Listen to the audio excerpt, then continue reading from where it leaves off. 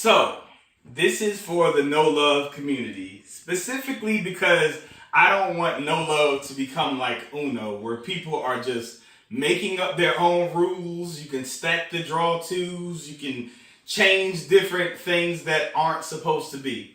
And this came from a place where I'm seeing videos or pictures that I can just glance and say, they're not playing the game / simulator the way that it's supposed to be played.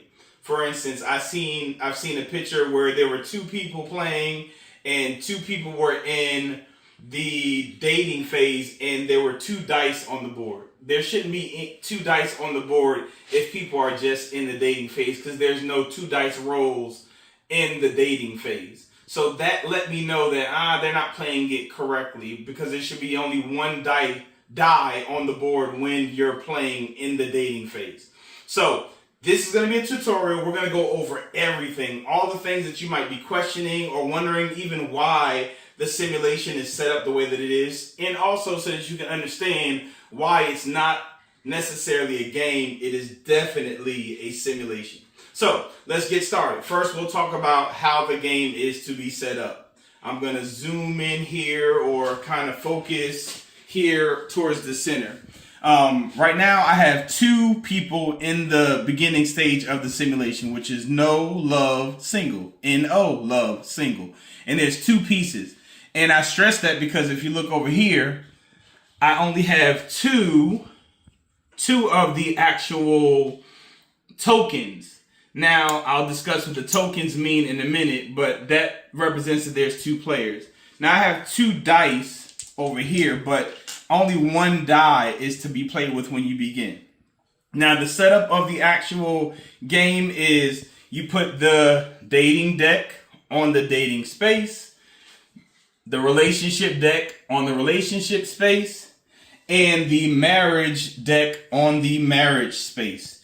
And the ultimate goal is to get to this space, which is K-N-O-W love, which is no love. That means you are mentally in a space where all of the stuff that you go through in here does not deter you from being successful in marriage to where you end up back here.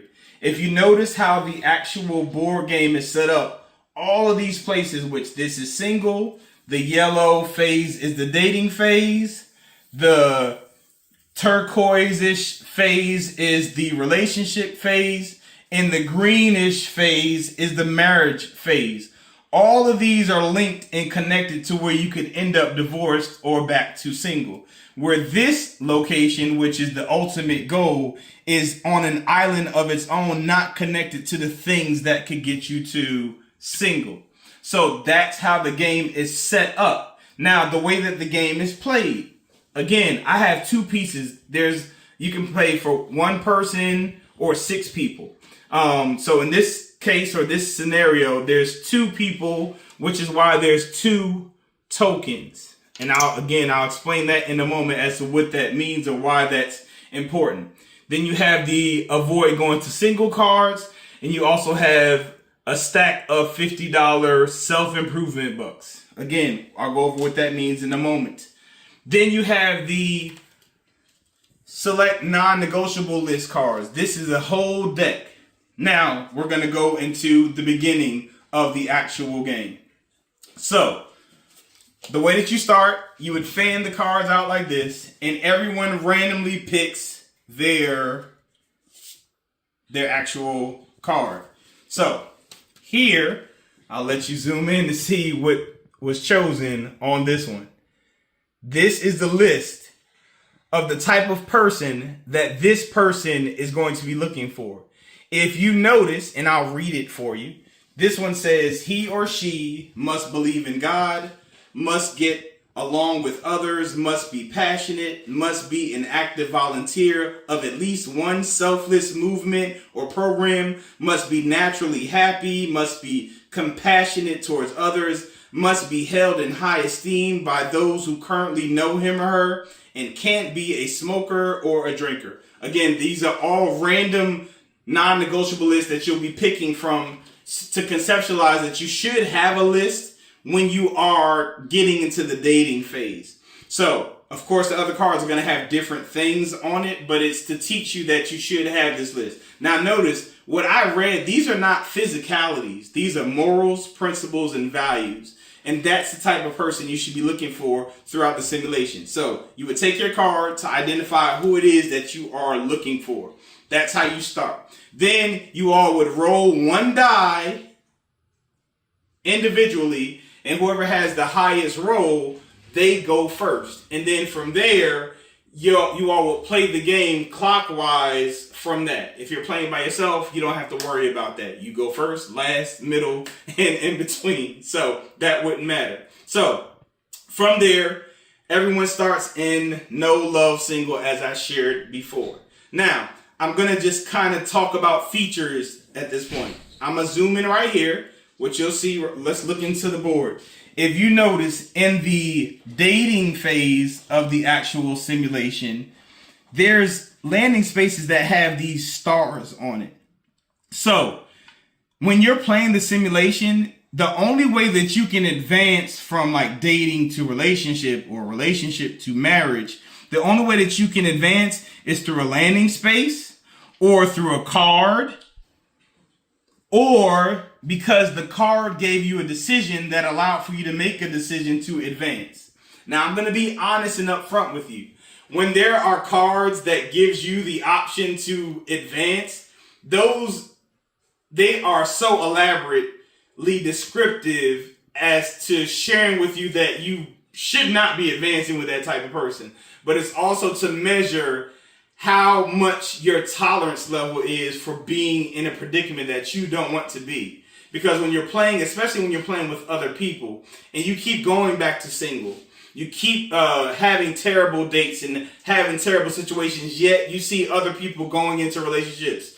So you see multiple people go into marriage, so which means you have become the bridesmaid or the groomsman, and you're seeing all that, yet you're stuck in the dating phase, and now you have this card that tells you something that's not so good about this person that you probably wouldn't want to go into a relationship. Now you have a dilemma. Do I want to advance and be like the other people that are moving ahead, or do I want to stick around and wait until I get who it is that I want to be with before I move forward? So that's how that's set up. So I come back to the game to set up these stars.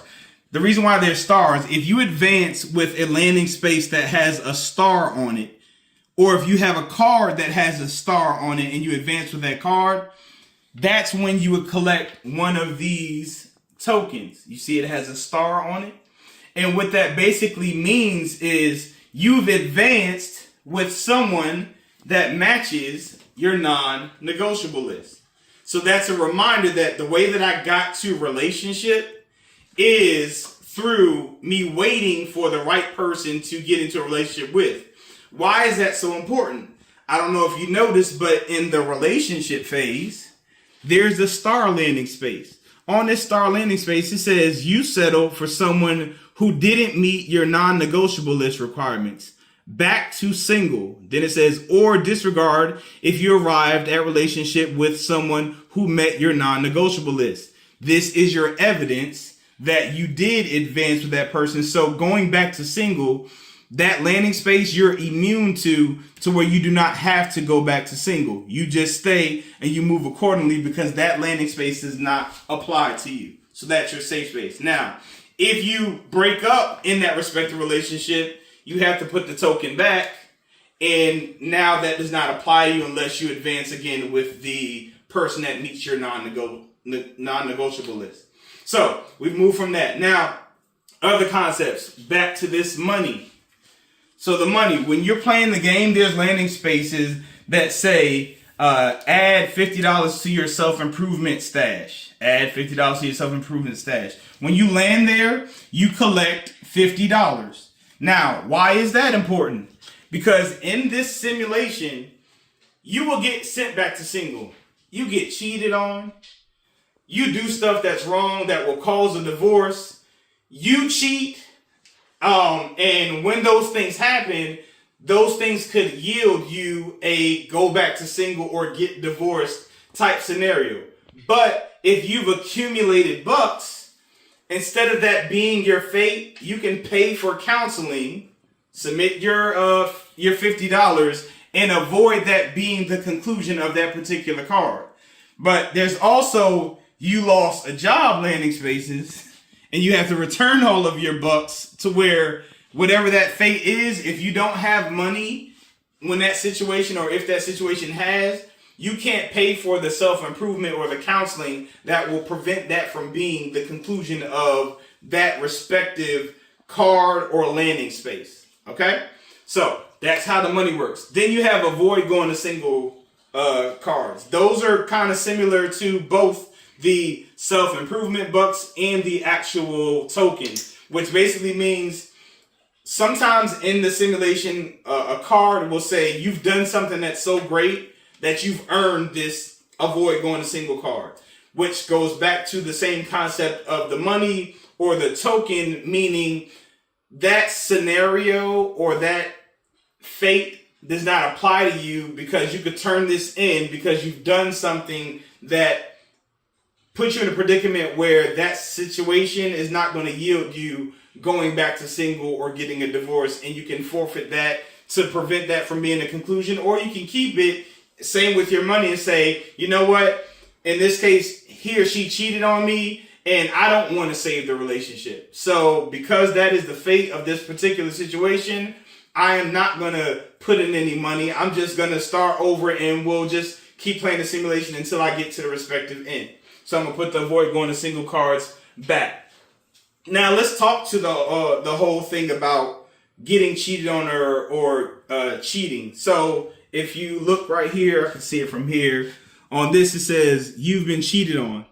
It says roll 3 or lower and go back to single, or 4 or higher and work it out. So this is how the simulation works. So if you land on that space, if you get cheated on or you cheat, so if you were to cheat and that was to happen, you would lose turns if you rolled the 4 or higher. And if you roll a 3 or lower, of course, your fate is to go back to single. Remember, if you have money, you can pay for self-help or pay for counseling to prevent that from being the conclusion. That kind of gives a little bit more control to the player, but it keeps the integrity of the simulation because you literally can go to counseling to prevent a divorce because these things have happened. But just like real life, if you don't have the money to do so, that luxury might not be the option that you have to try to save your marriage. So now let's kind of go into gameplay.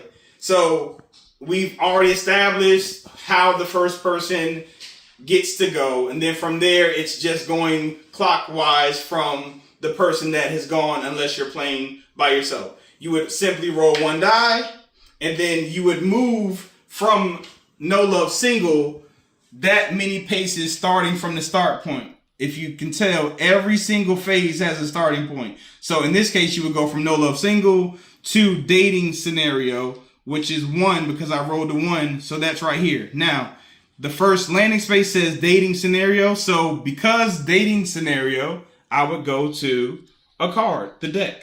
Now, this card, I'm going to let you zoom in and see what the card actually says. And then I'll read it as well. So the card says, believing that your happiness is dependent on whether you are a part of a couple, you rush too quickly into relationships that result in undesirable outcomes. Back to single. Take the time to find happiness within to stop the cycle of you allowing external experiences to leave you without happiness. And then you would just simply move from this place to single because that was the result of that card. Now, you would keep this card with you and you don't put it to the end until the actual deck runs out. The reason why that is, sometimes you would have lost 1 or 2 turns. You're not going to remember that. So when it comes around and comes back to you and they're like, well, is it your go? You can look at your card to see how you ended up being there. And of course, if you're on the landing space that said lose 2 turns, you'll know that, oh, I don't go because I had to have lost a turn or 2. So that's how that works. You would keep the card, and then also if it gets to the place where someone actually wins, you can kind of reflect on the cards that you experienced throughout the game. Now, reading out loud helps everyone to hear and learn from that fate. Even though you're the one that experiences it, everyone hearing it allows for them to experience it as well, and then kind of reflect on when they've been through that or if they've been through that, and vice versa. So that's how that goes. Now, the concepts are the same. Remember, the only way that I can advance to relationship from here is for me to actually have a landing space or a card that sends me there, or again, a decision that I've made to do so. Now, your question might be, well, what if I make it all the way around this circle of this phase? Well, that means that everything that you went through took a year's time. That's what happened. Basically, all the stuff that you've gone through, the cards, the landing spaces that you've had in this game, you had a baby, all of that stuff, the babysitter canceled, or you had drama from your the ex of your previous relationship because you two share a child. All of that is embedded in the simulation, and you would just conclude that, oh wow, all of that happened in a year. Yes, that's what happened in a year, and you keep going until the actual simulation advances you.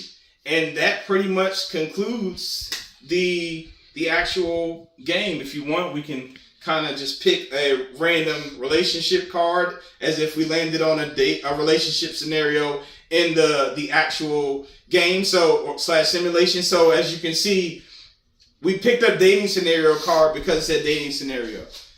When you're in a relationship, it might say relationship scenario. If it says relationship scenario, you pick up relationship scenario card.